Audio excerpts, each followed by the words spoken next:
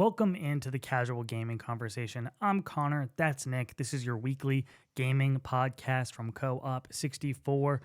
It's the second part of the Co-op 64 Awards. We had a form sent out to everybody with different categories. 820 votes submitted to decide what the best art direction is, what the best RPG is. We did a bunch of categories in the last episode. We're going to do the last batch today. Thank you so much for voting in the Co-op 64 Awards. We appreciate that. But Nick, how are we doing? I'm doing great. You want to know what I just realized? This podcast goes up when we also have the TikTok announcement for the schedule for Co-op Day. Mm-hmm. So, Co-op Day is in full effect, dude. Yeah. We're officially, actually able to talk about some things. But no, I'm doing great. Last night was one of the most productive nights of my entire life. I was doing something for Co-op Day while also doing a test batch for sea salt ice cream to try to make sure that we had some level of understanding what we're getting into for Co-op Day and everything. But I've just been having a great weekend, man. We had a family in town recently for the holidays. It's the classic example. Love the family, super great to spend time with them.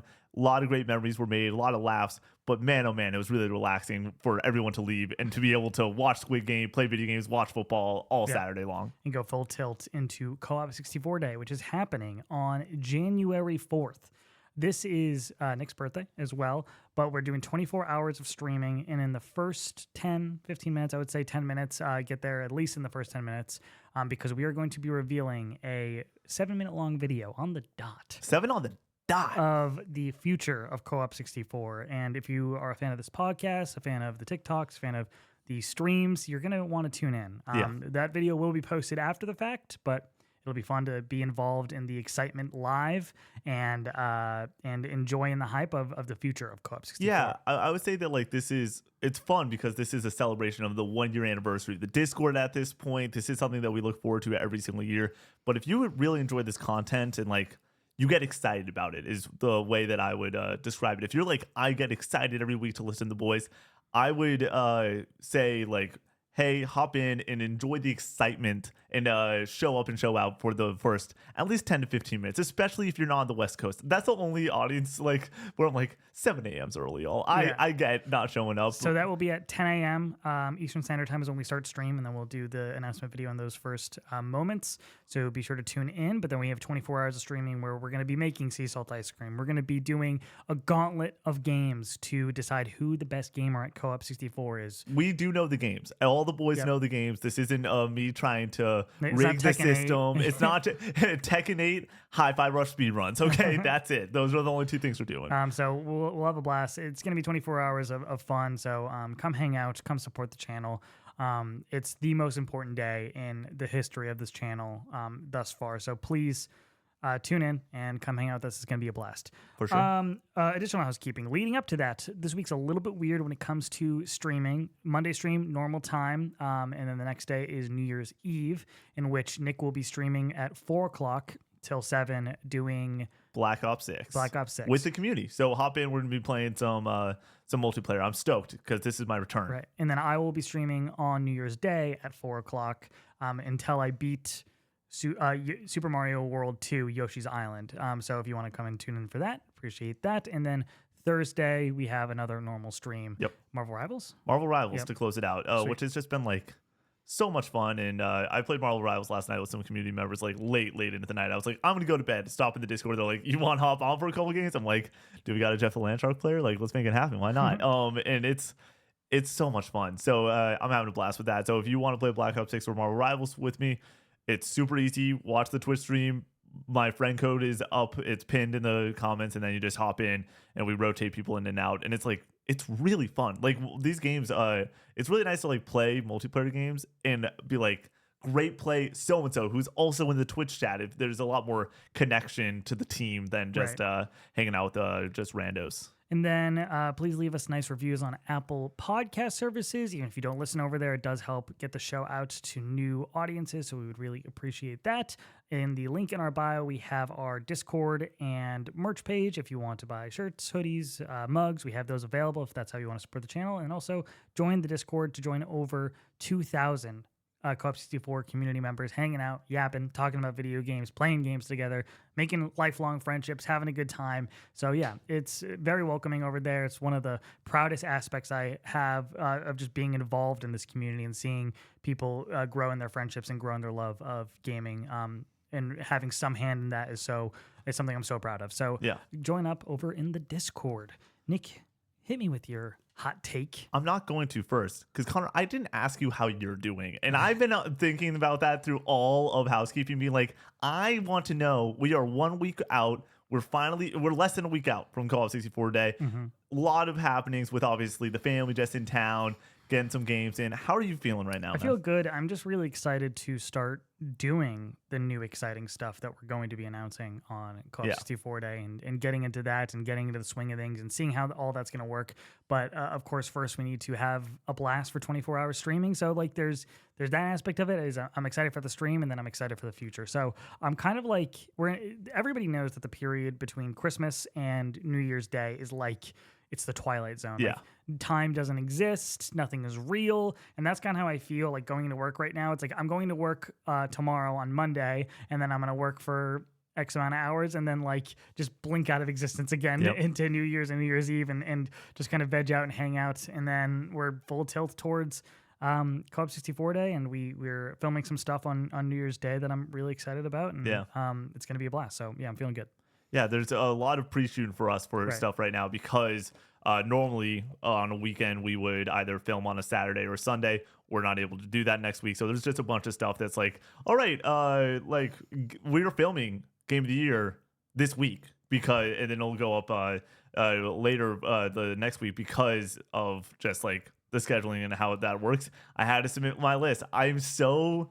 I'm not upset. I'm really excited to talk about these games, which is also another thing. We're going to discuss your game of the year today. We're going to just see what the community decides is the game of the year. But for us, we don't get to talk about that yet. Yep. We're waiting for our podcast. That will be the next episode. Will be our game of the year podcast with Brady. And we're doing it a little differently than we did last year, just for to kind of prepare you for the next episode. We're each bringing our own top 10 lists. So we're going to go 10 to 1 and just kind of have a discussion about our own list. Yeah. And then at the end, we're going to have our list that is put together by Laura that is tallied up based off of where everything fell in our top 10 list. And it'll be a conjoined list on to bring together all of our lists. And Laura is going to do the math on that, put it on different like cards so I can like go 10 to 1 without knowing what's next. It's going to be really fun. Yeah. So we've all submitted our list. We all are officially done with this year of gaming when it comes to new releases for this top 10. And like, I get so excited about Game of the Year every year. I was thinking about to May, I think, or April when I got to my 10th game. Like I was like, cool, we finished 10 games this year. And now it's about kicking things off this 10. Like things just started getting bumped down and everything. It's a blast. And I didn't make did you have a running top 10 list for the year? The first time I made it, I think was after Astrobot. That like around September, I'd beaten and / scored around 20 something games. And I was like, all right, let's start narrowing this down a little bit, and also just like organizing thoughts, because also the way that we do Game of the Year isn't our highest scored game is automatically number one. It is favorites. What is your Game of the Year? Whatever that means to you, you decide. And so I'm really excited to have that discussion with you and Brady. And like Brady, no fucking idea. Yeah, I have no clue. We have no idea. Connor, I feel like I know your top 2 pretty well at this point. I think you have no idea where I'm at between my top end at this point.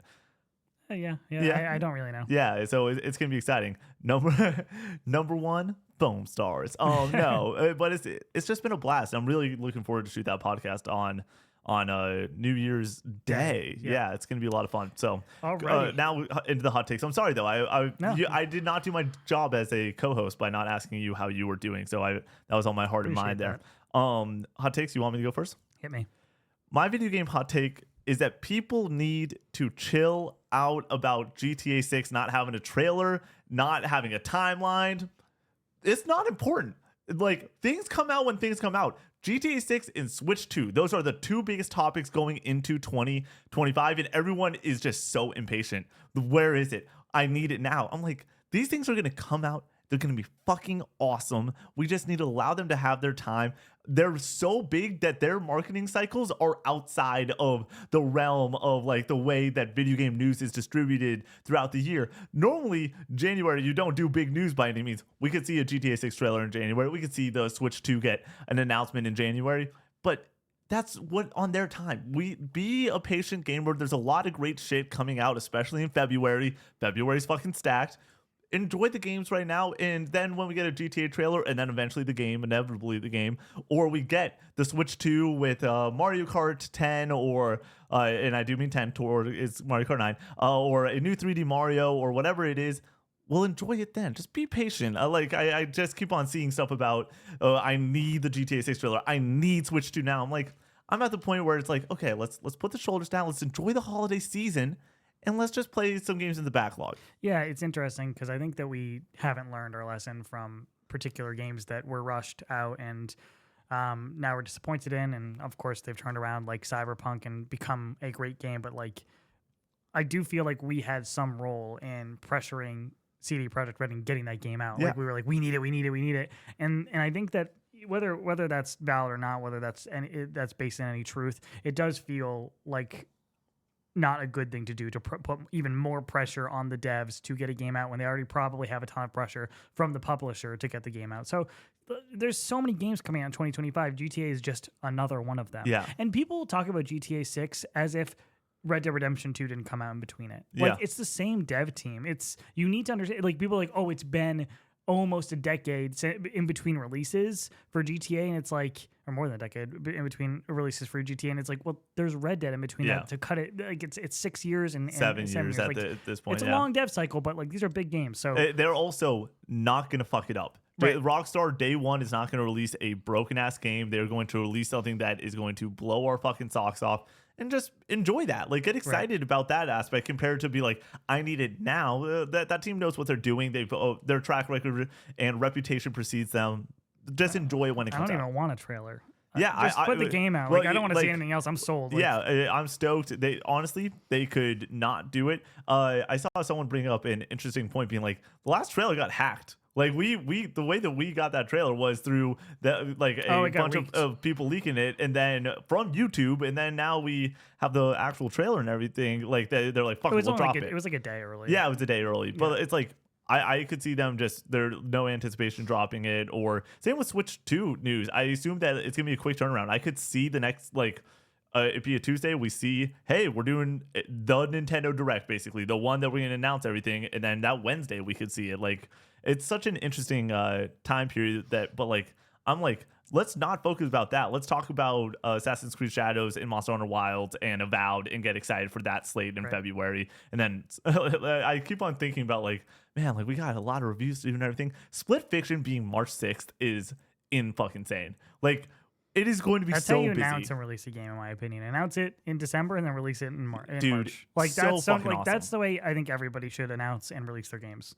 I don't like the big lead up. Like, we're not seeing Intergalactic again for another year, probably. Yeah. And then it's probably not coming out for another 2 years. It's like, I don't need this. I like it in the moment. It's hype, but like, why can't you just keep it close to the vest and then reveal it when it's ready to go? For me, the 9 months is my number. I like to get that first trailer, and then I like to get a gameplay trailer to, like, understand more so what the game is, and then release the game a few months after that. That's where I get, like, really excited. And then it allows the team to get a proper marketing cycle through, which is heavily important for a lot of games. They announce them as early as they Yeah. can. Like, that's the entire reason. Yeah, so. All right.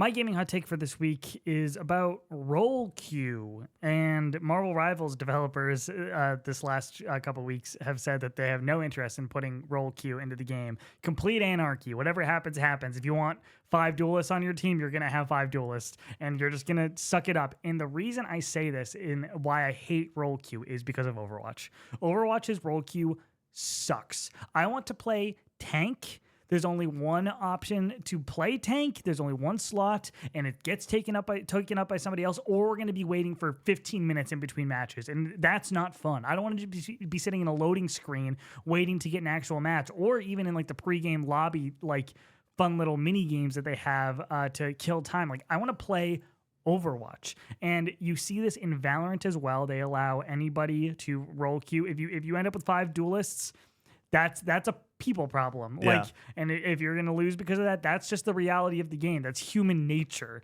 And roll queue goes against human nature. Okay, like it goes against what makes the game fun. If you want to have a team with 2 tanks, 1 healer, and 2 DPS, that's fine. Allow it to happen. See if people can get interesting and weird with those different combinations and let them have fun in that way. Especially when you had 6 characters in Overwatch, it was more fun to just let people Figure it out. Yeah, like if it's annoying that people aren't switching to the respective role, sure. But it's more annoying waiting in roll queue. Like that's even worse in my opinion. So let people figure it out for themselves. I mean, Marvel Rivals queue times is speaking for himself. Right. Hey, you're going to be back in a match in 3 seconds because we're not going to make you wait. We're not going to make you figure it out. It is just get back into the fun, get back into the action. And you're right. If I'm playing games of Marvel Rivals and there's no healer and I'm just like, we're going to lose this fucking game. And then guess what happens? Either somebody switches or we lose the fucking game. And that's just how it goes. Okay. It's all right by you me. roll the dice every single time, and whatever happens, you're just reliant on your fellow teammates to just get it together. And if it doesn't come together, that's a team-based game.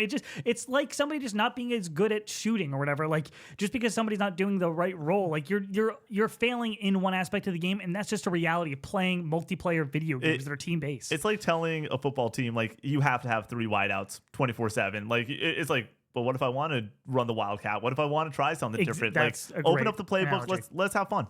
Right. All right. Let's hop into the part 2 of the Co-op 64 awards. Nick, you're going first. Ooh. We got Best RPG. The winner for Best RPG at the Co-op Awards. In third place, we have Persona 3 Reload with 266 votes. In second place, we have Metaphor ReFantazio with 431 votes. And at number 1, we have Final Fantasy VII Rebirth with 475 votes. I'm slightly shocked by this, but I think this is a testament to how universal Rebirth is in comparison to how universal and long Metaphor is. Like I think Metaphor probably on paper for most people, if you've played both of them, I thought more people would pick Metaphor, but I think the problem is a lot of people have not played Metaphor. Yeah. So well, I mean, this is a close ass vote. We're talking 40 votes of separation here. When I filled out my ballot, I put both on mine because this was one where you could select 2 options. And that's why we have over 800 votes here. But like, they're both phenomenal games. They're both doing something a little bit different, but they're excelling at what they're trying to do. This is my ballot too. My number 2 is Metaphor. My number 1 is Rebirth. I have only completed 1 RPG this year. Yeah. I'm like, do I put Stellar Blade on here for like an action RPG yeah, I mean, or whatever? But like, it's not. Or everything's an RPG. Yeah, sort exactly. Of deal. So like, I didn't want to put anything that wasn't like a full on like turn-based or really like focused on the RPG aspects. I didn't even think about archery in this conversation because I was like, well, that is an RPG. That's totally an but RPG. It's DLC, but so. yeah, well, DLCs we allow in our award shows and everything. So I'm not particularly shocked. I have Rebirth as my number 1 here, but I have no runner-up. Yeah. But just to speak on Metaphor though, because we're both very bullish on Rebirth, to see it be as close to something like Final Fantasy VII Rebirth is a testament to how fucking good that game is. Like 400 votes is a lot of votes. Like when we're talking about something that is just so niche, it's turn-based in 2024. And you asked me in June. In July, there's podcast clips of you being like, turn-based in 2024, really, we're doing this? And surely they fucking nail it. It's unbelievable. It's a great game. Yeah. And I don't think you have enough experience with turn-based games to really have any sort of judgment on it. I think you're coming around. Yeah, I'm coming around, but it's also just like, I will always be more turned off by seeing a turn-based game than a non-turn-based game. How do you feel about Pokemon then? Do you like turn-based in Pokemon? I think it's fine. Like I think I don't really like the gameplay. Pokemon. Turn-based gameplay doesn't excite me. It's normally something I have to get. Like I'm like, this has to be really good to overcome, or really stylized to overcome it. You have to. I think that the biggest hurdle for turn-based games is learning the turn-based game. Oh yeah. Like there's a lot of these games try to differentiate themselves. You can't just be a basic turn-based game. You have to have some sort of mechanic to kind of set yourself apart. But at the end of the day, like, they always just drip feed you information, a little bit of this, a little bit of that, and then eventually once the whole picture comes together, it's a symphony of stimulation where it just feels good to hit a weakness or do the baton pass in Persona 5 and 3. Like it feels really good, but like those mechanics don't come until later. When you're just hitting attack early on, it is boring. But I have gotten over that hump with so many games and enjoyed so many games that I think that in my younger years I was not patient enough to enjoy because I was not patient enough for turn-based in general. But I just want to shout out though, like it did it. Metaphor got me completely in. I was excited to play that every single day, and like to go and play a game like that where it is just like, oh no, you need to know life this, like this is all you're fucking doing for whether it is a week like I did or a month or whatever your playtime is, like it's going to be it needs to be phenomenal for you to want to do that, and it is phenomenal. And I always wanted to do it. That game is full on turn based with Metaphor is with you have like your little notches in the top that you can use and get like half turns and everything, and if you don't move, the enemy won't move until you make your move next. In Final Fantasy 7 and 9, which you've played, which are the only really notable turn-based games outside of these, I would say probably, right? Those have ATB, where it's more of a real-time thing. There's a bar that's filling up, and if you don't make your decisions, you will get whacked and you'll get hit. I'm curious to see how you would feel about Final Fantasy X, which is traditional turn-based. If you stop, you stop, and it will wait for your turn. And it has that order on the side. It is kind of interesting though. It's not like your turn, their turn. For like your team, it's like you'll have two characters go, and then like sometimes it'll be one thing, and then sometimes you cast haste, and then you get like double the moves. Oh, nice, it's good stuff. So I'm excited to eventually hop in FF10. That is my next Final Fantasy. It's not like a thermometer goal or anything for co-op day, but like that's just one that I want to get to sometime next year. I'm really excited to eventually get there because I know it's phenomenal. I have it on Vita. I kind of want to pop into it, but man, just playing like some of the greatest games ever. I've already played it. I know that. In that game, it's a great port. Apparently, it's the HD version. Yeah, as long as you don't play Delta on there. All right, Connor. You mean 3? Oh yeah, Metal Gear Solid 3, which will assume be Delta. Dude, when are we getting Delta? Goddamn. For best boss fight, according to the Co-op 64 community, at number 3 with 30 votes. And note that this was all written in, so it changes the total vote total. At number 3 with 30 votes, we have Radon. At number 2 with 31 votes, we have Sephiroth. At number 1 with 55 votes, shocking, we have Mesmer the Impaler. I'll take these Elden Ring bosses real quick, Con. Mesmer the Impaler is the greatest boss fight I've ever seen.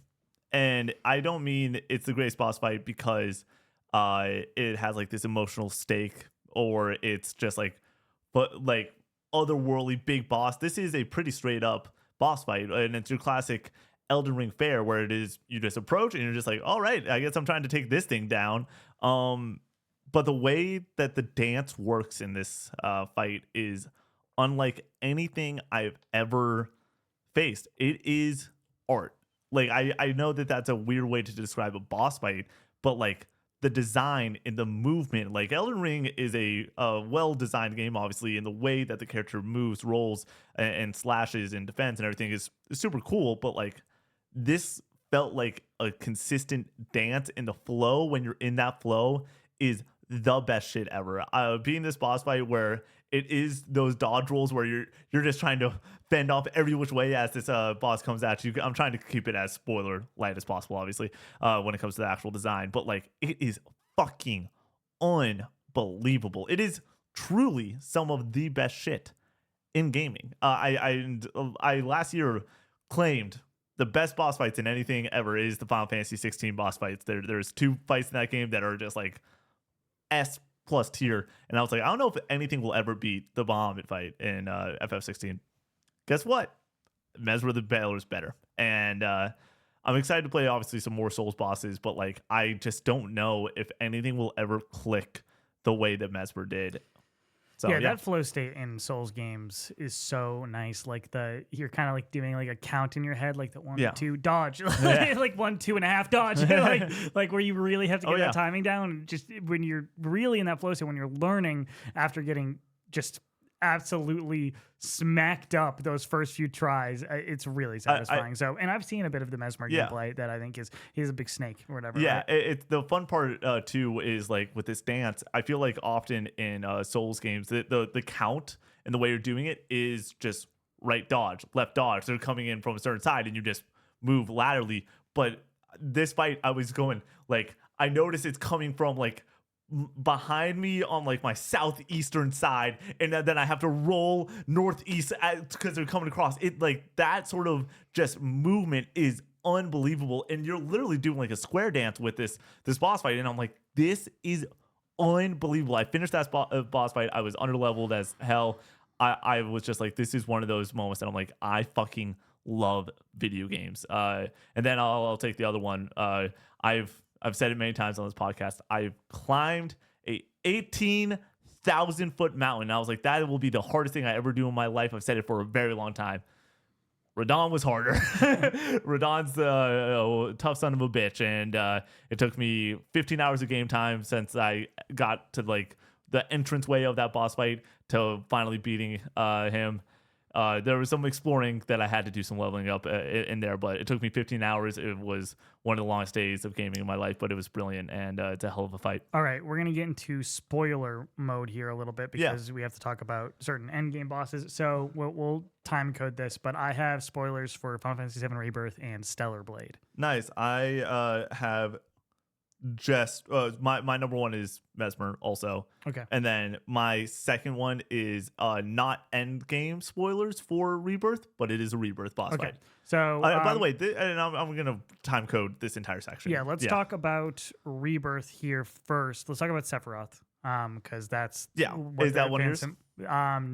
No, technically no. Okay. It's an endgame boss. Yeah. So okay, we're getting into Rebirth spoilers now. 3, 2, 1. Sephiroth. I assume this is the final fight. Yes. The finale with Aerith.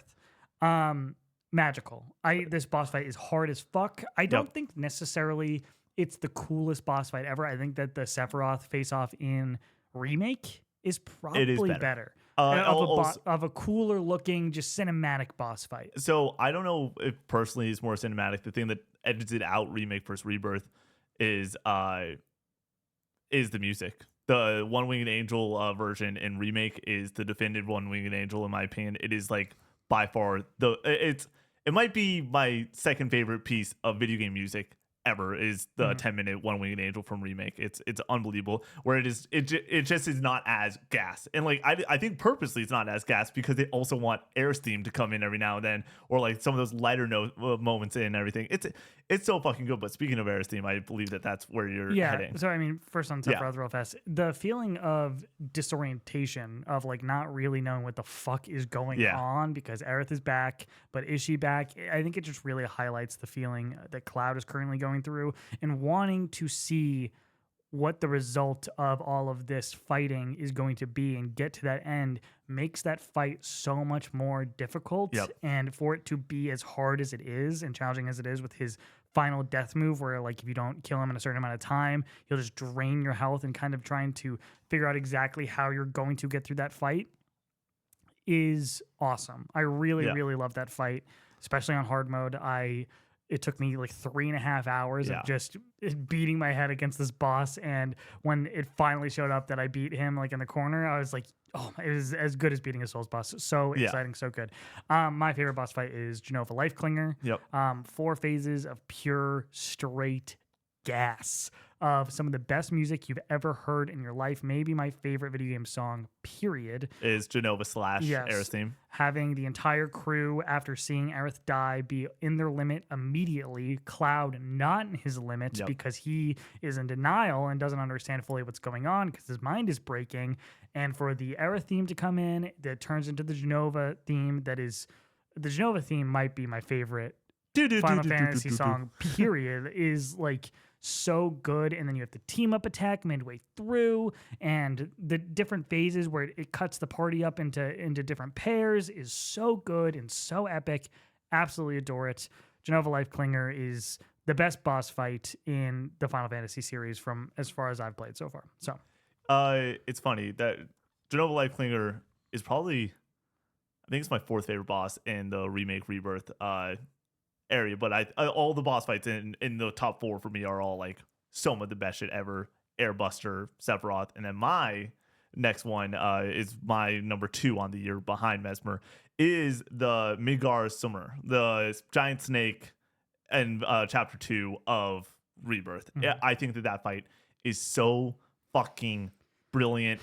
And a large part of it's the score. A large part of it that's is Final Fantasy for you. Is the music makes the game. Yeah. And elevates these fights. Like the fights in 16 that you're talking about are pretty epic. Yeah. It's the music. Dude, the Titan just like come on. Insanity. It's the music that makes those fights. I think you remove the music and if it like and do it at least sub where it currently is at, it would ruin the fights. Yeah. In some capacity. So just the fight itself is fucking awesome. It's also the first time that the game is like, I'm going to challenge you. Like, I'm going to show you that this is not going to be an easy road, even on a normal difficulty.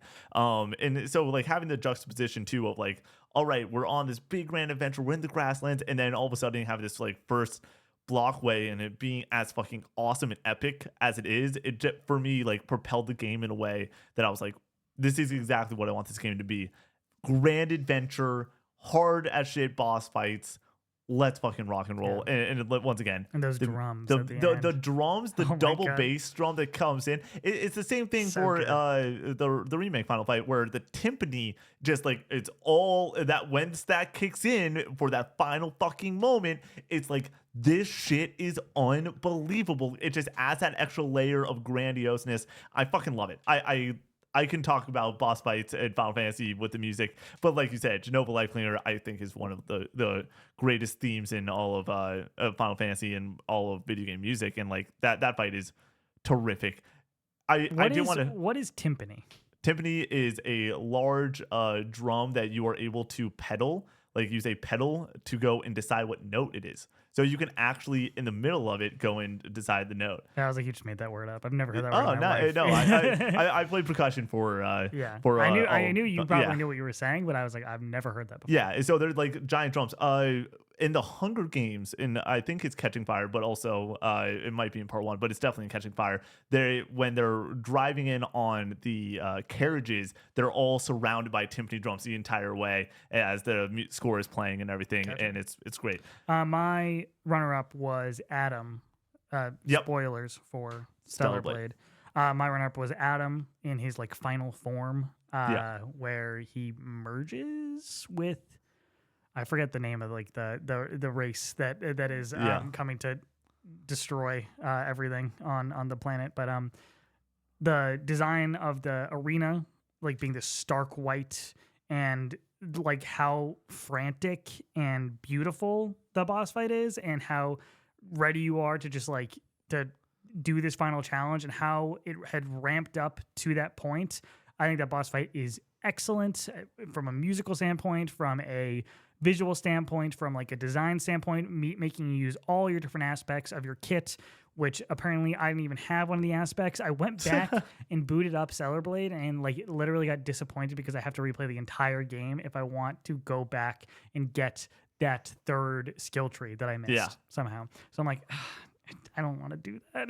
It's straight up one of those things of, I remember reviewing that game with Connor and then discussing it after the fact, and it's like when you get sent a review copy, there's going to be certain times there's bugs, certain times there's something a little bit wonky with it. I just missed it. I looked it up. Other people have missed it. Oh, okay. Yeah. I was like, I don't even know how that works, but surely enough, that's... You have to talk to somebody after the fact, and they'll give you the ability. Oh, nice. And I never talked to them, I guess, in the window that I needed to talk to them. It's funny, though. I never fought Adam. Yeah. I went and chose the other option. The other one. Yeah. Didn't Brady do the other one too? No, Brady chose to fight Adam. It's really funny though. I'm watching Andy, who's streaming from his home down in Austin, I believe, and or wherever he's in Texas. He's at home, and it's his like he's got like a mirror up pointing at the TV, and it's him fighting Adam because he's trying to be Stellar Blade on this little vacation he's having, and I'm just like, he gets to Adam, and that dude just rocks his shit. These fights in Stellar Blade are so difficult. That's the other thing when discussing Stellar Blade and Black Myth on the year, and like the difficulty of both those games. I'm like, Stellar Blade's challenge is way harder in my opinion, especially towards the end game. I think there's one boss I think the final boss in Black Myth might be harder than anything in. Oh really? in Celebrate, but it's close. I mean, Like, Celebrate they're kicked comparable. my ass so much that I was up till like 4 a.m. trying to fight the final boss. But yeah, I think it's absolutely brilliant. I'm up. You are up. Hit me. All Best right. trailer. Number, Yep. votes. Yeah. Yeah. All right. My favorite award category for the entire co-op awards, the best trailer. I also want to preface this with we released the document before the Game Awards, so this will have no Game Awards trailers. For the best trailer at the Co-op Awards, at number 3, we have, with 75 votes, Doom: The Dark Ages. At number 2, with 119 votes, we have Death Stranding 2. And at number 1, with a resounding 280 votes, we have Ghost of Yotei. Not shocking. I am disappointed because I want Death Stranding to win really badly. Is that your That number is my one? winner. Yeah. That Death is Stranding is my number 1. Also my number 1. Come on. That might be arguably the greatest trailer I've ever seen outside of things that have sentimental value to me. Luckily, Death Stranding does have sentimental value to me, and it's a game that I absolutely adore. And why I adore it, like, is this like therapeutic, just kind of like trance state of walking through these environments and planning out your path and getting these packages from point A to point B, and you go over the hill and you see the next port and the music starts playing, and it's like it's so cinematic and so memorable that I really do love those moments. And then for the Death Stranding 2 trailer to I think there's a moment in it that I think you'll point to. We'll talk about the axe and the guitar weapon or whatever. But what really stuck out to me is the new environments that you're going to be walking through. And like the first game has a lot of just greenery. Like you're in the forest, you're in open plains. There's some like deserty type areas, but this looks like it's taking the whole thing to the next level.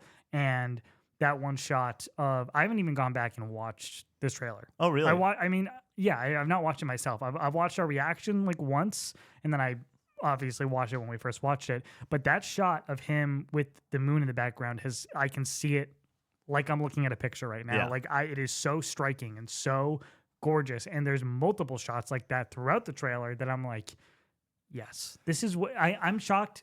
I'm shocked we got a sequel to this game. Yep. I don't think this sold exceedingly well, but it's Kojima, so he can do whatever the fuck he wants. I also think it's not very expensive to make. They Really? turned around and made the first Death Stranding really fast. Like that was announced after The Last of Us Part 2, and then it came out before, like a year before, or 6 months before.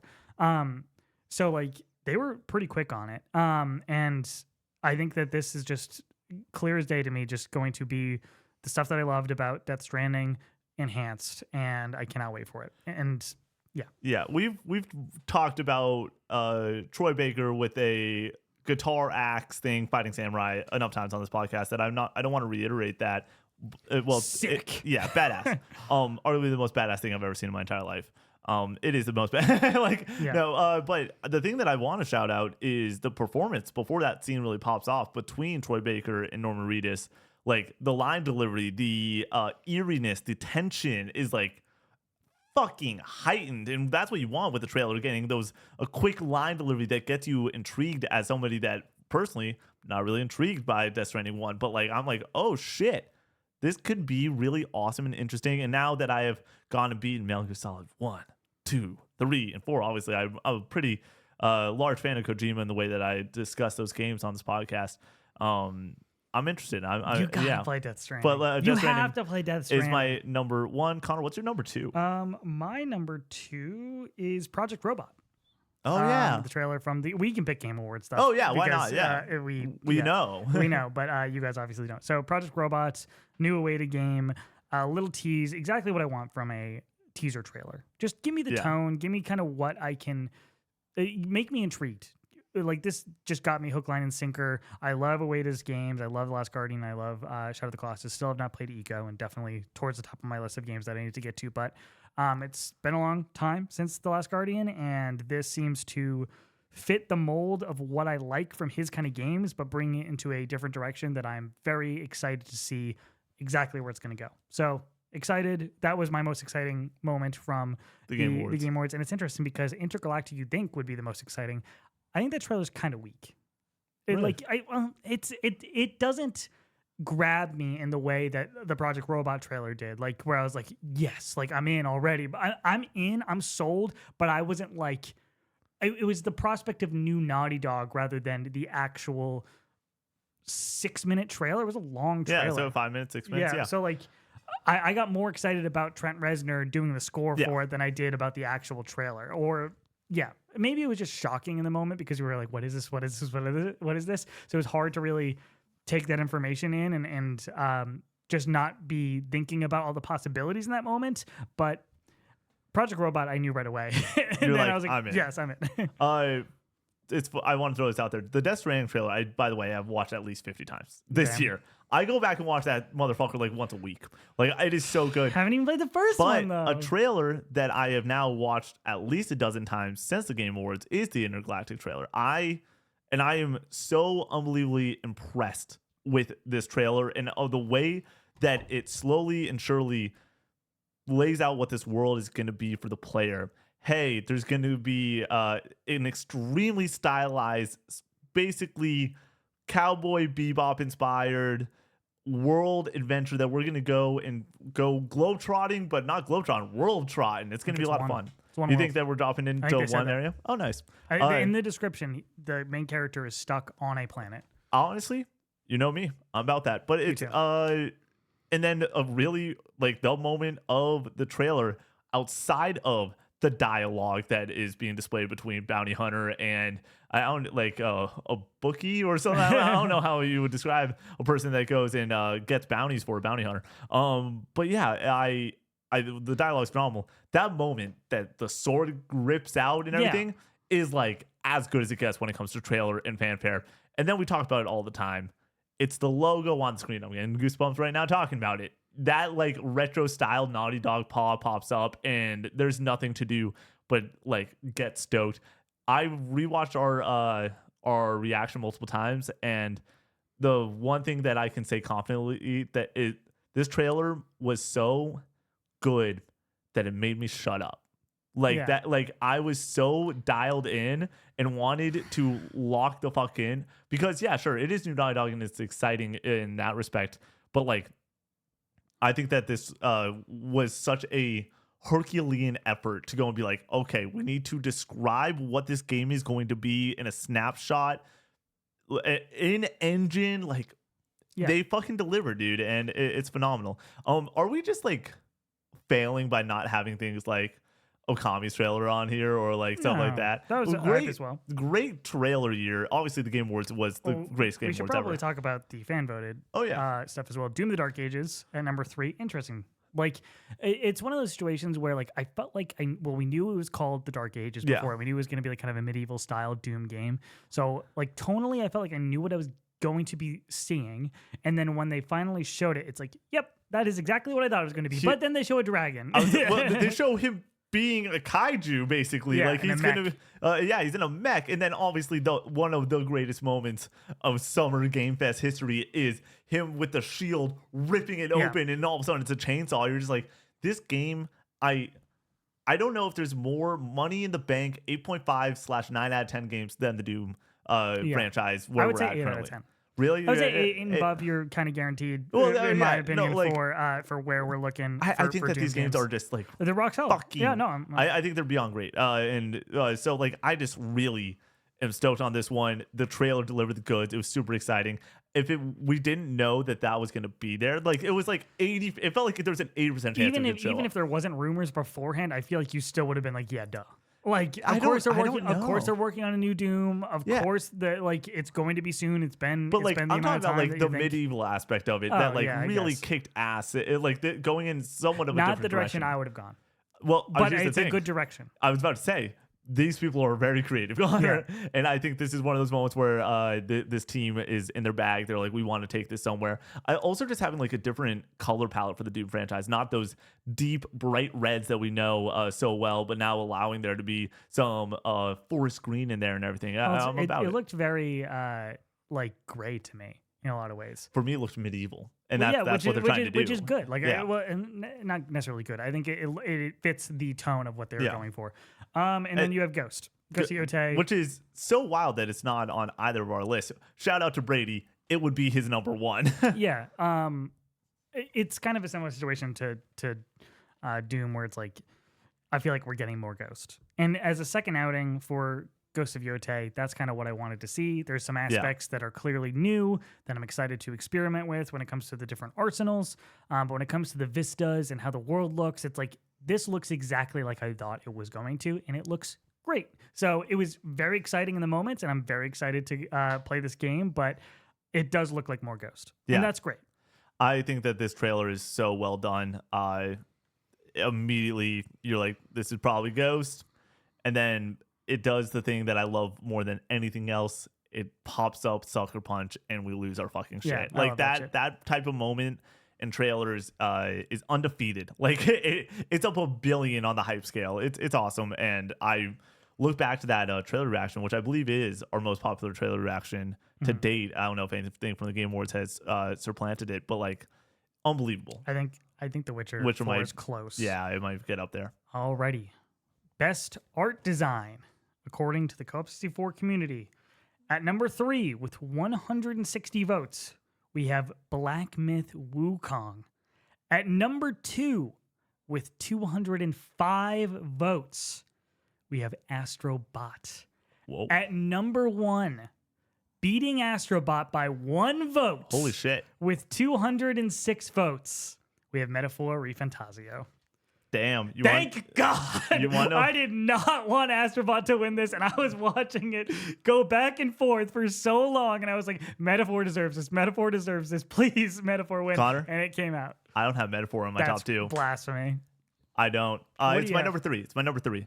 But let's talk about them first. Let's go there. I'll pick up Black Myth Wukong. I think that is probably the aspect of the game that I like the most. Yep. I think that it's an absolutely gorgeous game. The different boss fights that you're going against, like the design of them and how they look, you never knew what was coming around the corner of like what freako you were going to fight next. There's a few of them that just stick out in my mind like right now that like even though I don't think that the gameplay necessarily meets those boss designs, those boss fights, I think that even just seeing them and going up against them, you're like, damn, this looks great. And the different environments, there's 6 different chapters, and each environment you're like, oh, this looks great, this looks great, this looks great. A little bit tropey with like, this is the snow environment, this is the fire environment, this is the grasslands environment, but they all look gorgeous anyways. But it really comes down to the boss fights and how the enemies look that I think is the most striking part of the art design. The boss design's redonkulous, and I don't mean from a mechanical aspect. I think the art direction in Black Myth is redonkulous. I only played 7 hours of it, and I would co-sign, being like, yeah, top 3 on a list like this, it could be number 1, and I would not have been shocked. Astrobot. Is that in your top 2? No. Not my top 2 either. Yeah. Gorgeous game. Yeah. Really whimsical, and I like how different and varied each of the levels are. I don't necessarily think that when I think of Astrobot, would I go art design first?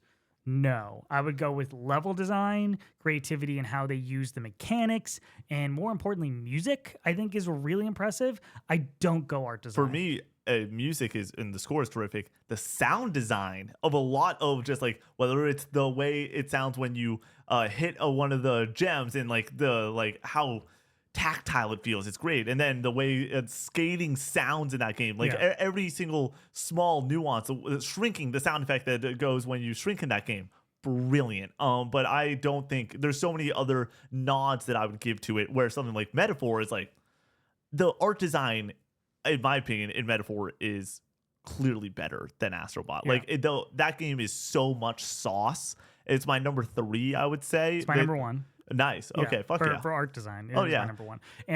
And my number 2 is Persona 3 Reload. Yep. 2 games they didn't beat. Yeah. So here's what I'll say about those. I am so sick of hyperrealism, of needing games to look a certain way, to fit into the mainstream mold of like what games are supposed to look like. And for Metaphor and for Persona 3 to be gorgeous and not look like these modern technical showpieces, I think is awesome. They are carried by their art design. They are made by their art design. Do some people think it's a little bit loud? I respect that. For me, it works. Yeah. I think that the loud nature of it is a punch in the face, striking. It makes me want to engage with it more than it would if it was a little bit more reserved. So I think the art style, it's really just carrying on the Persona 5 art style that I love, and going back to 3 now in Reload, and then checking out Metaphor for 25 hours. It's like, yeah, they know what they're doing with these art styles. So love it. They really do. It's phenomenal. I think that Metaphor is excellent. My number 2 is Shadow of the Earth Tree.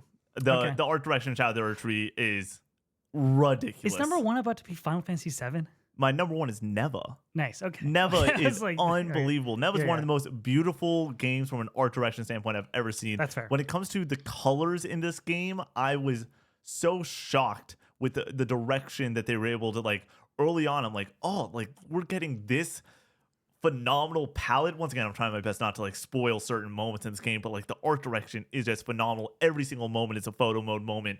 Unbelievable.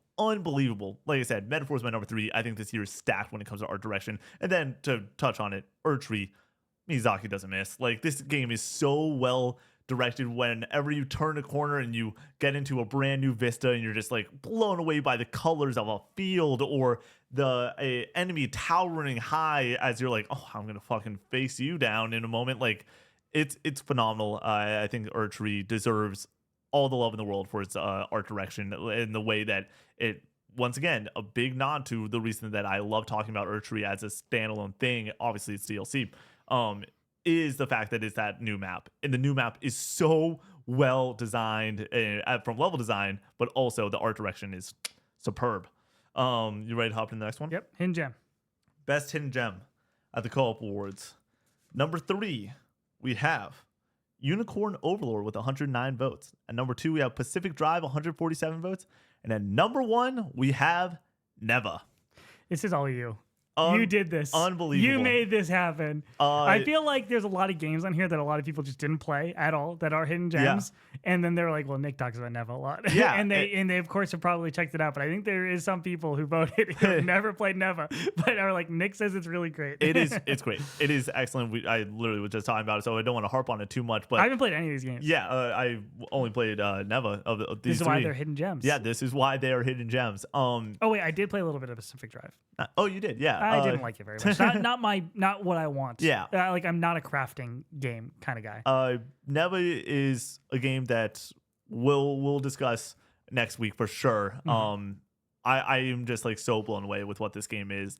I cannot believe that this team that is obviously well known for art directions with Grease and everything were able to go and excite and delight their audience once again with this title. I truly love this game. I think that it is a must-play indie this year.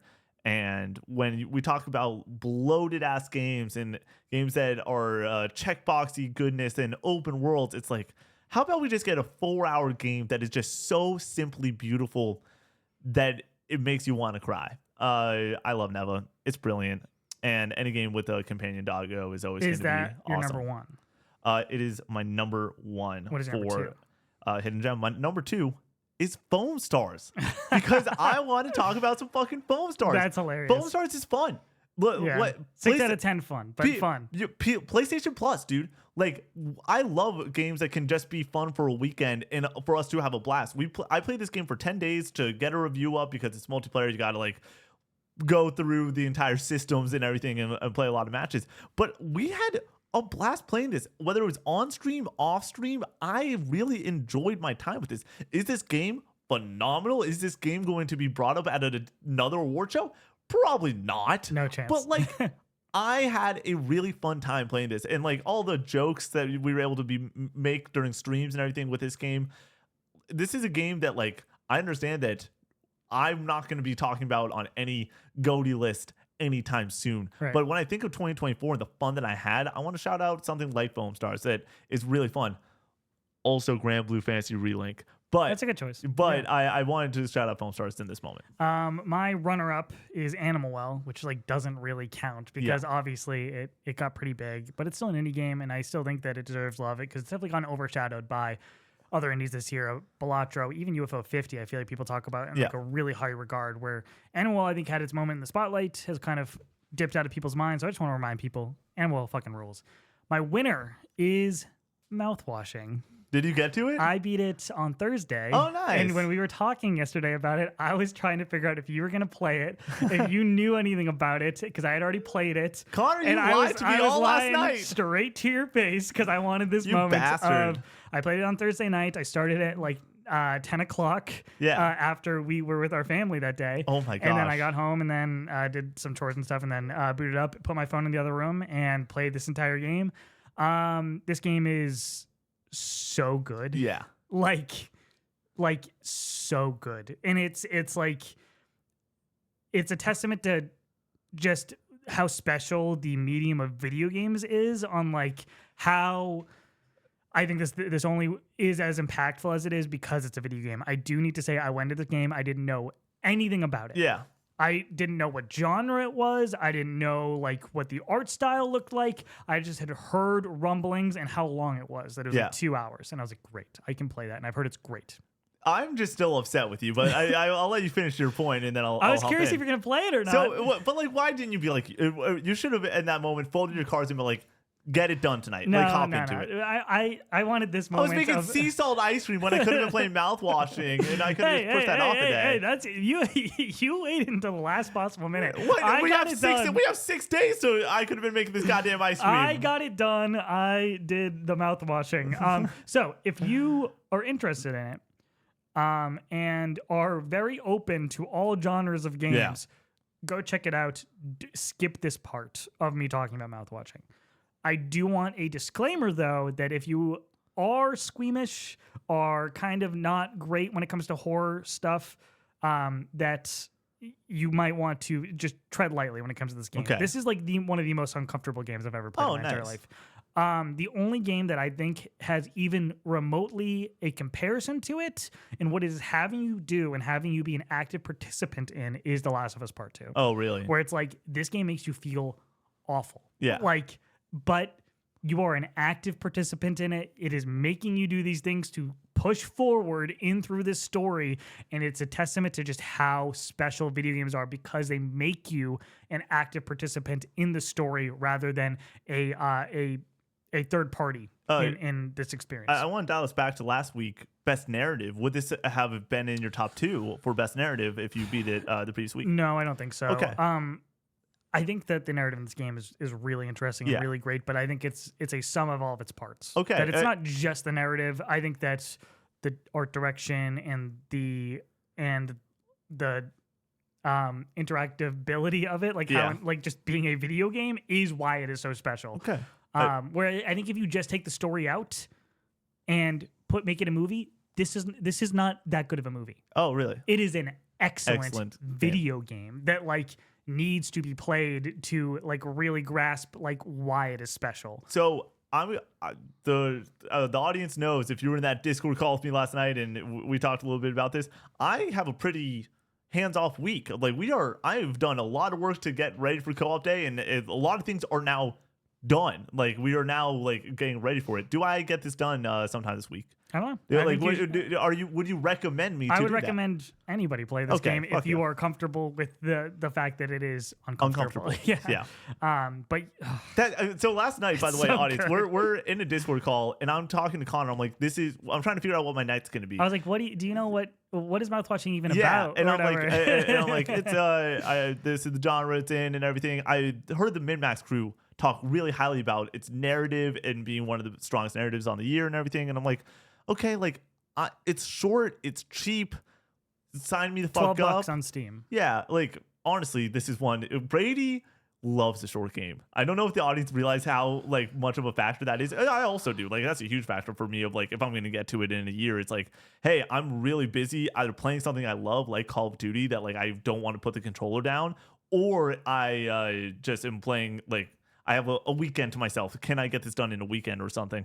And I hear 2.5 hours. It's like, that sounds really nice. Maybe less than that. Yeah. 2 hours, yeah. Yeah. So, but Connor and I are watching the Bengals, and I'm like, yeah, I don't know if I'm like, we're on a Discord call watching the game and just yapping it up, and the Bengals game would not fucking end. And Great so all of a sudden, great game. But it takes up an hour extra of my night. And so all of a sudden I'm picking the stuff up for sea salt ice cream at a local Walmart. And like that shopping experience takes almost an hour. All of a sudden, I have to make the shit. I have to edit some stuff. I'm doing a lot of business and stuff for co-op day, and I'm just trying to get through it all. And all of a sudden, it's like 1:30 in the morning. Everything's finally done. I'm like, all right, I'm not gonna boot up a horror game at 1:30 at night. If it was 12:30, Connor, I'm doing it. But at 1:30, I could not do it. And I didn't stop you from doing it. Oh no, but you could. You just said that you had other plans. I was like, we'll see. I want this moment if I can have it. You did get the moment. Guard. You did get the moment. That is fucking awesome. I really do. And you know me, I'm always for you playing new cool games so I can hear about it and learn a bit more on it.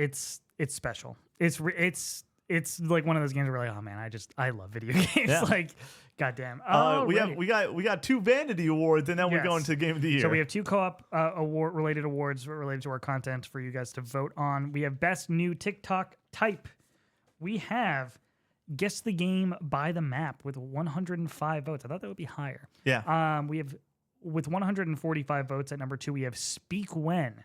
And at number 1 with 192 votes, we have List Off. Nice. Which is fascinating because I think that List Off doesn't set the world on fire necessarily.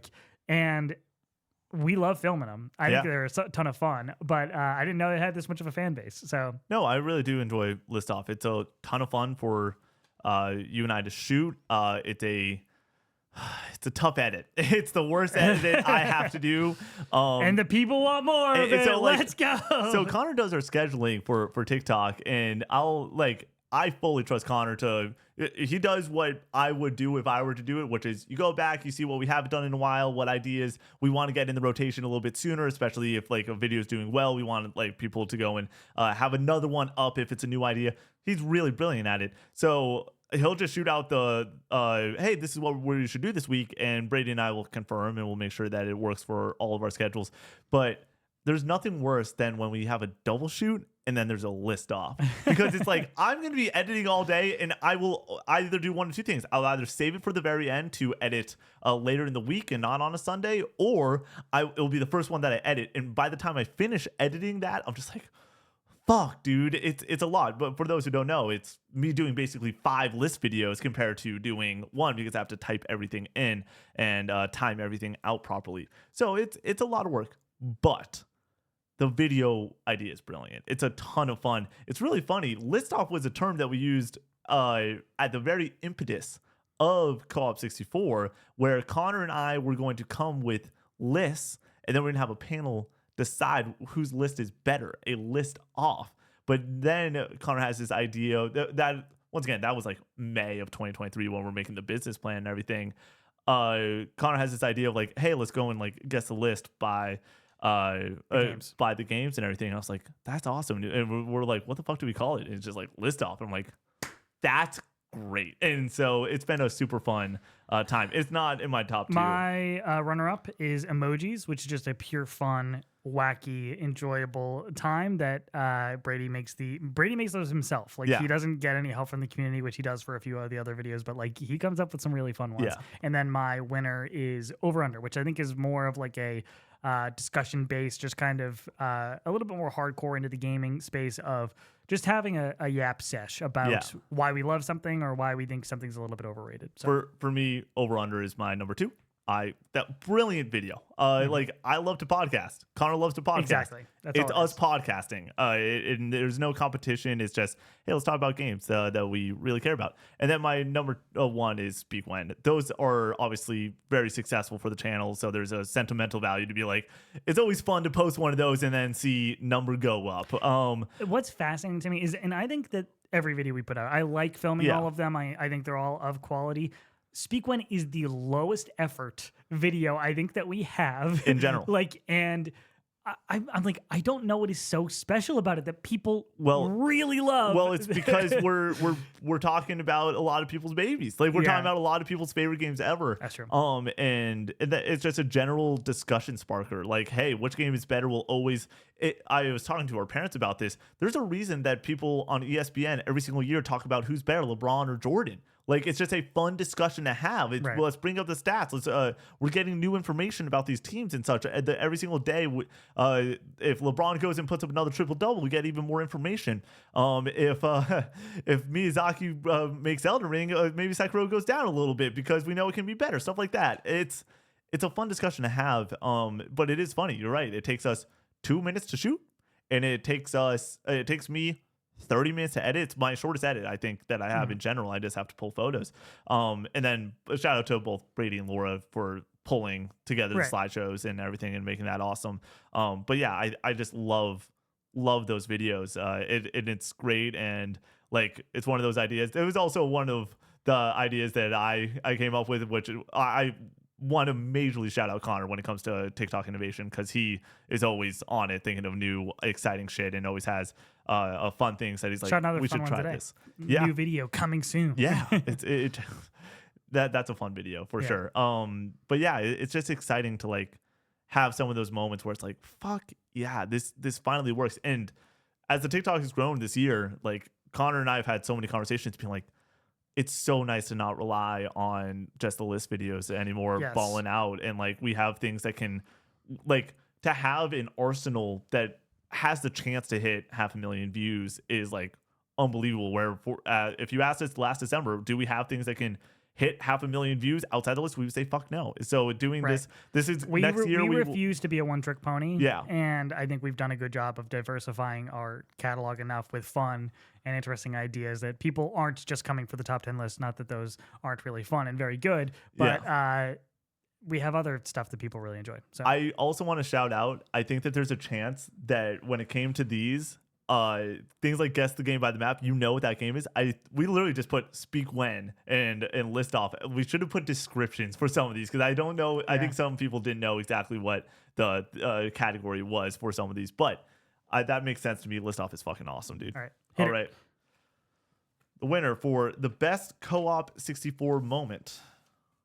And number 3, we have Connor skipping explaining Kingdom Hearts Recoded during the Kingdom Hearts Drunk Explains. And number 2, we have me sleeping on stream with 96 votes. The third place had 82 votes. And then at number 1, me beating Melania during the Elden Ring subathon. Hilarious. Let's start it with the number 3. Let's run down this. I mean, I had planned out how I was going to do the timeline for each of the games in the Kingdom Hearts series, and Kingdom Hearts Recoded is so inconsequential, but of course it does have one line in it, or one fight that comes up in Kingdom Hearts 3, because why wouldn't it? But doesn't matter. Bugs. There's bugs inside Sora, and that's it. Or inside the book or something. I don't care. But yeah. Great moment. I'm in watching you do this and everything, and it just, you make me laugh sometimes so fucking much. And that was one of those moments where I just could not help but laugh my ass off. And the audience having that moment was awesome. And then the other 2 are Elden Ring subathon moments. Me sleeping on stream is like one of the most uncomfortable things I've ever done in my entire life.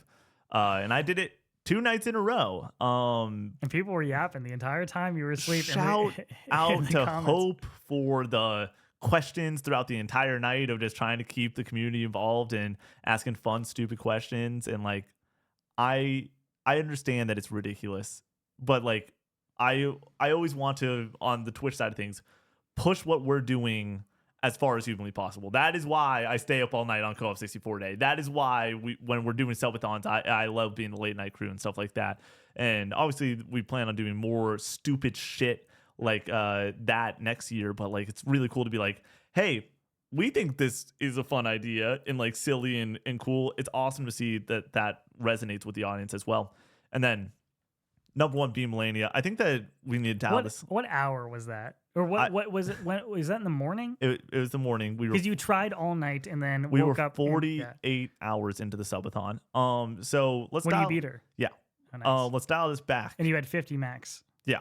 Let's dial this back to February when the Erdtree trailer, I believe, comes out.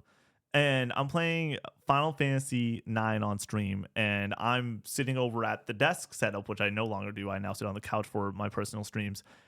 And I play the Elden Ring main theme, and I talk all this bullshit.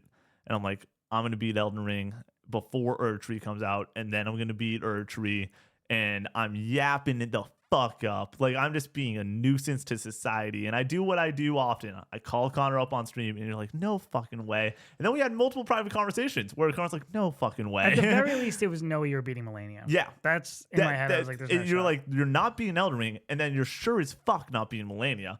And so Use a bleed build doesn't count. oh yeah.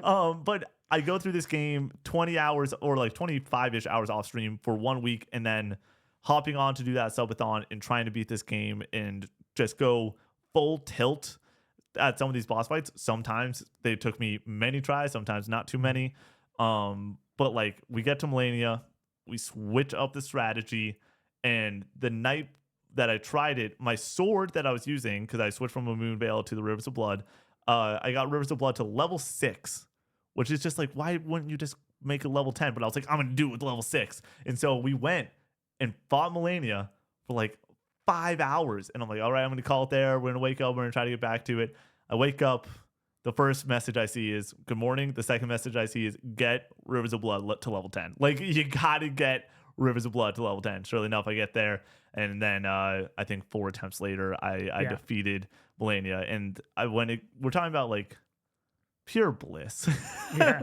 Pure euphoria. That was it for me. Connor, what's your top 2 moments? My runner-up is weird. The Brady when we're playing Until Dawn, you pick up the totem, you see all your friends dying, and you just put it down. Weird. Dude, that shit was so funny. Brady makes me laugh sometimes so fucking hard on stream. He's brilliant. Then my number one is Bring Out the Mouse, of course, from Kingdom Hearts 2. The hilarious moment when Nick was fighting Zaldin and kept having to get saved by Mickey Mouse, and we just had this whole hypothetical situation of Mickey just being like, please stop, no more, bring out the mouse. And then at my special shout out to Trent Reznor, freaking out about them doing the score. So. A lot of great moments. I really try not to harp on anything from Extra Life and Co-op Day, because those are always going to be really special. Those are such a blur too. They just like happen. Like, there's so many moments in all of them that but like I just want to shout out a couple from those, even though I don't have them written down. You coming out of Sonic during Extra Life, fucking hysterical. Brayden eating 5 hot peppers to close out Co-op 64 Day this past year is one of the funniest moments I've ever seen in my entire life, as this just poor man rips those. Also, shout out to Brady doing a shoey with a hot pepper in it on Co-op 64 Day. Stop. Brilliant. Really funny fucking moment. Shout out Carl Jacobs showing up during the FF7 remake stream at like 3:30 in the morning. I thought I was tripping balls at that point because I'm so tired. Night 2 of a 48-hour stream, and I've stayed up both of those. Like, the first night I stay up all night, and then the second night I'm trying to stay up all night. That was fucking awesome. But the moments that I have, my number one is also Mickey Mouse. I don't know if I've laughed that hard ever. And when it comes to co-op moments, there's so many that I think about will happen in the future, like, oh, Naughty Dog's going to get a game, and that's going to be a fucking moment. And whenever we get to do the Remake spoiler cast, I'm like, that's going to be, like, brilliant. But to have something that is just so organic, and for us to be literally crying, laughing. I've said this before. It's archived on our Twitch, clipped as Mickey Mouse. You can go and search it. It is the funniest thing I've ever experienced, and it is Connor and I just trying to, like, not make the other person laugh, but we're both trying to explain the reason why we're laughing so much as we continue to laugh. It's fucking brilliant. My number 2 moment is on this podcast, we're doing the Q&A, or not a Q&A, we're doing a hot takes, reacting to hot takes episode, and when we're doing, you're like, Cloud has stupid pants. God. And then I bring up the Channing Tatum and Step Up to the Streets, and seeing your reaction, I have screenshots. I look batshit insane because I'm laughing so much, and you are so disappointed in me. You're not upset with me. You're just disappointed. And it is so fucking funny, because that's what this podcast can be and will be in the future, is just casually having a conversation focused on gaming, but also, hey, here's Step Up to the Streets. I mean, we're talking about timpani drums in Hunger Games earlier this episode. Like, we can be stupid. We can have these fun moments, and that moment for me was fucking hysterical. Great moment. Is there number one was Mickey? Mickey, yeah, was my number one. That is the funniest moment. I like, that's one of those moments that I think we're gonna look back, hopefully in 5-10 years on content and be like, one, oh, look at those babies, we were so young. But then two, like, this is why we as a channel work. Like, it does not work with one person, and we've said that from day one. Is like, I cannot do this alone, you cannot do this alone, Bray can do this alone. Let's do this together in a way that is so positive. And it's also, like, in my opinion, that is the moment that I was like, man, we can do this. Like, part of me is like, we can have enough fun to have like a natural moment be as ridiculous and off the walls as like other creators that I've seen throughout the years, that I'm like, this is really funny shit. Seeing like other people do that, I'm like, that moment is great. And the conversation, like, of the audience, if you were there for that moment, it is your number one moment, I assume, on the year. Right. It's fucking awesome. All right. The big one.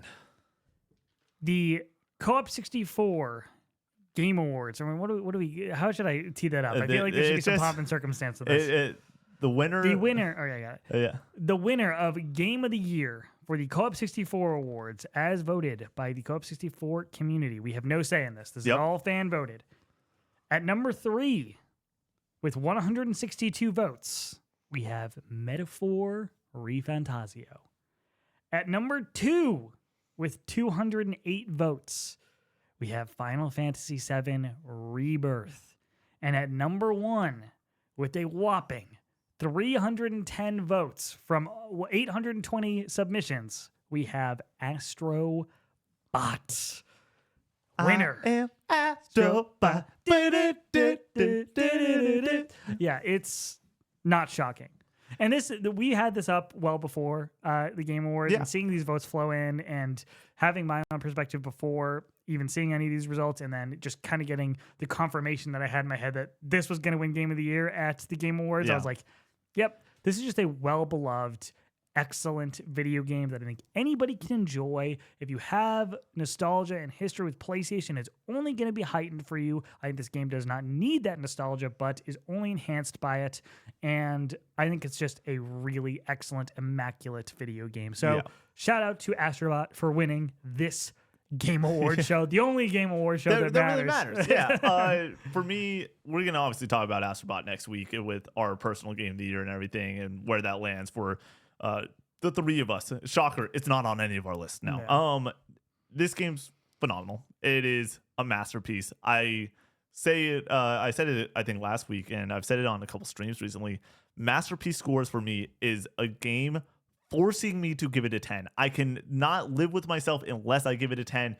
It makes me give the game a 10. Whereas I reserve 9.5s for, like, I understand how this can be a 10. I'm not there, but I'm at like a 9.5. Yeah, there's stuff that you can pick apart. And like, I think that there's 10s that I do think have some flaws, but I don't think they are enough to take it down from a 10 personally. Then that's what Astrobot is to me. I think Astrobot, is it too easy? That's the flaw? For me, I think that, like, the speedrun levels should have been an option there before. Speedrun levels don't take away. No, I'm saying that, like, that was a thing in Astro's Playroom, and to not have that there day one is a clear misstep. But I give this game a 10. Like, we're talking about, I'm curious. Yeah. I'm just interested in I think that not having, like, phenomenal post-game content is a little bit of a dink against it. But, like, we're talking about, like, dinks. Like, we're talking about, like, just, like, barely small, like, a minuscule thing that you can point to be like, is this game not perfect? I don't think it's perfect. I reserve that word for something like Tetris, but, like, this game is a fucking masterpiece. This is a all-star video game. It's one of the best games ever.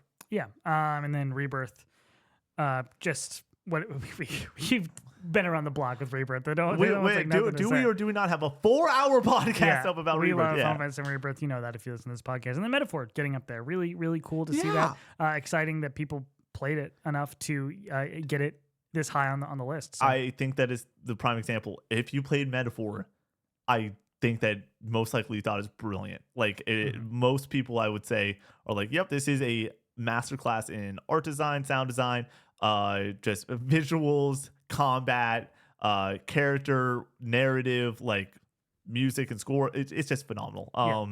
I need to play more of it. Yeah, I like, but I'm too busy playing that PlayStation Vita, Vita, dude. That sweet Vita. Oh man, Rayman Origins, take me away. But yeah, Metaphor is just an unbelievably special game, and another one where I'm like, oh, I think all three of these games will get mentioned during next week's discussion, so I don't want to take too much for it. I don't think Metaphor makes the top for 10 co-op. For co-op because you're the one who played it. Yeah, like the math would need to work out. It's funny, Connor and I and Brady were having the discussion of like, and we'll probably mention this on next week's episode too, but like, does a personal, like, if I had something as my number 5 or 4 and no one else has it, does get on it, is 6 points enough to get on a top 10 list this year? That's going to be the question. And I think, I'll throw this out there, I do think that next week, if it is in your top 3, it will be there. Where do you think Mouth Watching is on my top 10? Oh, dude, that's so interesting. I don't think it's going to be in your number 1 or 2. I think your number 1 or 2 are locked in at this point. I could see it being a sneaky like 5 spot. Like, yeah, around there. Interesting. Or it's on the list. You'll have to wait till Wednesday. Yeah, wait, do you want to give a score on this game if you to close it out? I don't think I have a score. I could see an argument for a 10. Oh, really? I could see an argument for a 9. 9.5. It's somewhere in that ballpark. Yeah. Okay. So it's definitely really fucking good. It's not between 9 and 10. Yeah. I think. Yeah. But I was gonna say like maybe because of how short it is, but like I don't agree with that honestly. Like it's exciting. It's one of those that like now you're talking about it. I'm not gonna force Laura to do new math or anything, but it's one of those that like if it's short and amazing, maybe I'll get to it by the end of this year just to close out the year. That's the other thing. Right now I'm at 59 games on the year beaten or scored, and so it's like I might want to just close out and get one more. It was nice to 60. just get like Mouth Watching was like a 1 and then throw on the list. Great, perfect. Yeah, it's I have 71 games on my list, not all beaten. Yeah, just played. So a lot of them beaten though. I would say 50 of them have been beaten. Yeah, it's such a fun year, and like getting to do this and like it's just such a blast where we obviously have streams that like are going to be full playthroughs and everything.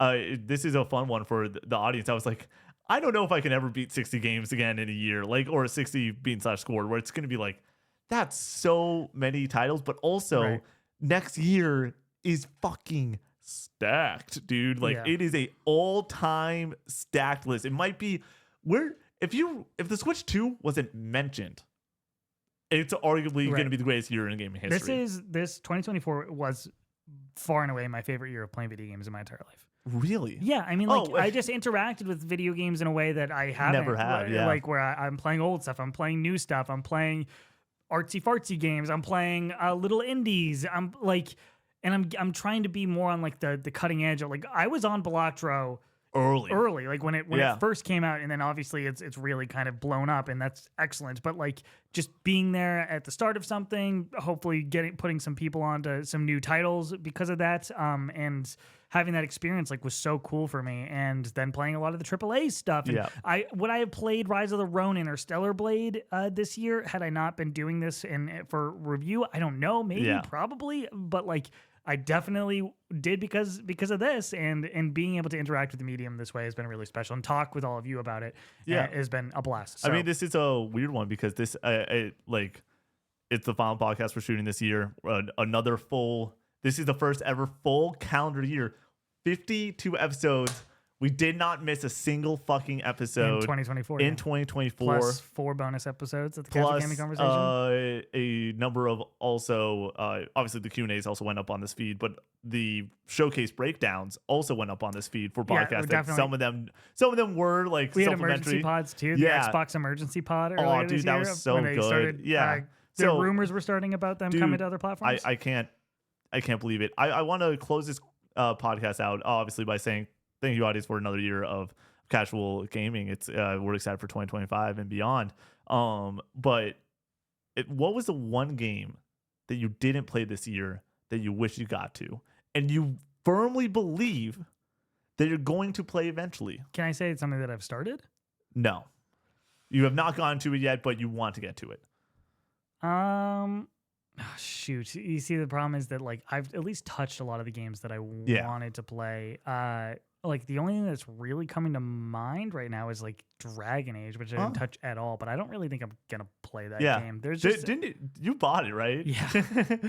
I was planning on just kind of having some sort of impressions. Yeah. If we're gonna talk about it on the podcast, just to have something to like bounce off of you on. And it was at the very start of busy season where it just like was getting crazy, and I wasn't really. I didn't have the whole picture on how crazy it was going to be during that period of time. And then there was this little game called Black Ops 6 that was like, hey, man, you're playing this every night instead with community and I didn't play that much Black Ops 6. Dude, that's the problem is that like with multiplayer stuff, it's like I play it for a weekend and then I have to move on to the next thing. Like so many games. The exciting part is because the schedule's out and we can discuss this. Black Ops 6, part of the late night crew, me and Brady will be going back and forth, handing the controller back and forth. So if you want to play some Black Ops 6 with us on Saturday at like 4 in the fucking morning. Right. It's gonna be a lot of fun there. My answer would be like Dragon Infinite Wealth. Like I really wish that I want to play other Dragon games first, Yakuza games first. But like, that's a game that I'm like, I will eventually probably play that title because apparently it's not only phenomenal, but Yakuza Selvathon, baby. One day. I think I would do 0, 1 Kiwami, 2 Kiwami 2. And then I would just go directly to Like a Dragon and then Like a Dragon Infinite Wealth. I think that's how I would probably run that. All right, we're real quick before we close this out. Just one final push. Co-op 64 day, January 4th, 2025, in about a week at this point, less than a week if you're watching this on Monday. 10 a.m. Eastern Standard Time is when we're starting. We're doing a little bit of a pre-stream on TikTok, and then we'll pop over to twitch.tv/co_op64, where we will be announcing the future of Co-op 64 in 2025. Lots of exciting announcements. We are so proud of of what we have planned in 2025. We think you're going to like it a lot. We hope you like it a lot, but we're excited to go on this journey and get that feedback and see what you guys think, to finally be able to talk about it and let you guys behind the curtain and see what we've been working on for the last 6 months is very exciting. So exciting. So get ready to tune in. About 10 minutes into the stream, we're going to be showing that off. And then by the way, if you miss it, the YouTube video of the announcement video, that 7-minute video Connor mentioned, will be going up on YouTube. And if you want to stop in and you have a question about something, we're going to be answering questions, I assume, throughout the entire stream. Not just, once again, we have scheduled out, which is so new for us. The first 2 hours of streams are just like, hey, we want to talk about some of the new stuff, and we want to wheel spins, but also like we want to hear your questions because we assume that there's going to be maybe 1 or 2 questions that come up during that portion, and so it's really exciting. Like once again, I think that that's going to be probably one of the more shocking aspects of what when the schedule comes out is 2 hours to talk about changes. What the wheel will be spinning during that time. We'll be having shenanigans and everything. And like, don't worry, it's not going to be 2 hours of us just sitting and podcasting. But a large part of that is like, we believe that as the day goes along, a lot of it's going to be, hey, we're doing gameplay. Hey, we're doing trivia. We want to make sure that there are those moments that we get to talk to chat. And the first 2 hours literally will just be a chat yap fest and wheel spins and hanging out and me playing way too many songs on guitar. Dude, the set list is set. I'm excited. A lot.